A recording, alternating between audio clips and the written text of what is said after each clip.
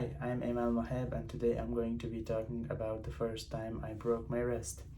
So it was an ordinary night in fall of 2023 when I was sitting in our living room with my family at our house in Kabul, Afghanistan, when my father told me to climb up to the rooftop and check the water tank and see if we have enough water for tomorrow or not. On that time, we had some water shortage, and there was some days and some nights that we didn't have water. Because of that, we were checking on the water tank.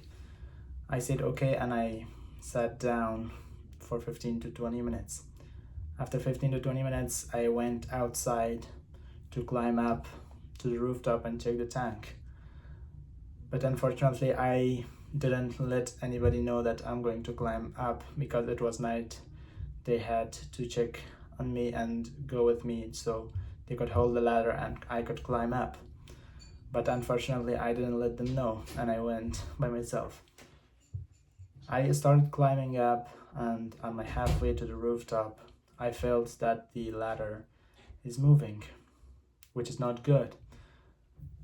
And that time, I decided to whether climb back down or climb up faster because the ladder is moving and that can cause problem or trouble.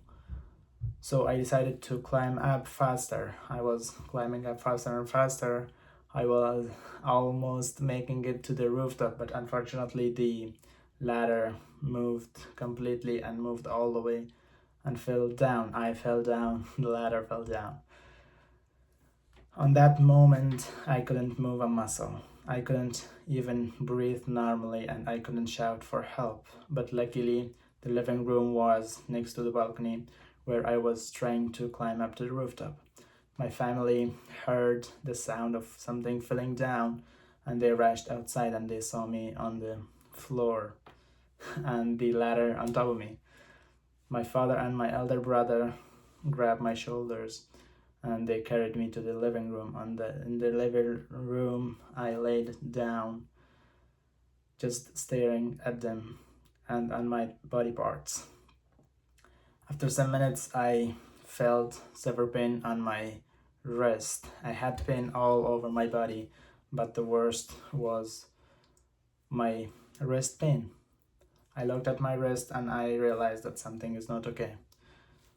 My family asked me what is wrong. Why are you looking at your wrist? I said, and I told them that something is not right. My wrist is hurting so badly. They said that, well, it might be because of that shock of falling down, because you fell down from a pretty high height. It might be because of that. I said, okay, and I thought that it might get better and better, but who knows? We never know. Everyone went to sleep, went to bed. I myself tried very hard to sleep, but unfortunately I couldn't sleep because of that pain. And that was one of the longest night I ever experienced, because I had pain and I was awake all the night. I was looking at my wrist and massaging it, and I was looking at clock. But finally, it was morning. My family came to me and asked how were I? How was the night? I told them that, well, it was not okay, because I didn't even blink the whole night because of the pain. At that time, my dad told my brother to take me to the hospital and have a doctor visit because of my wrist. Well, my brother took me to the doctor, and after visiting the doctor said that your wrist is broken. You have to put it on cast for 40 days. On that time, I realized that, things are getting worse and worse, because I'm a right-handed person and I'm doing almost everything with my right hand. But I had no other choice. I put my hand on the cast for 40 days and bared all the difficulties with one hand in the 40 days. After 40 days, I came back to the doctor and they checked, and my hand was thankfully completely healed and functional. They removed the cast and I went back to home. I was enjoying being functional with both hands. The lesson that I learned from this experience was that we have to be careful with our body parts. We should not move carelessly. When we are doing something and we know that someone could help us, we have to let them know so they could help us and avoid something bad to happen.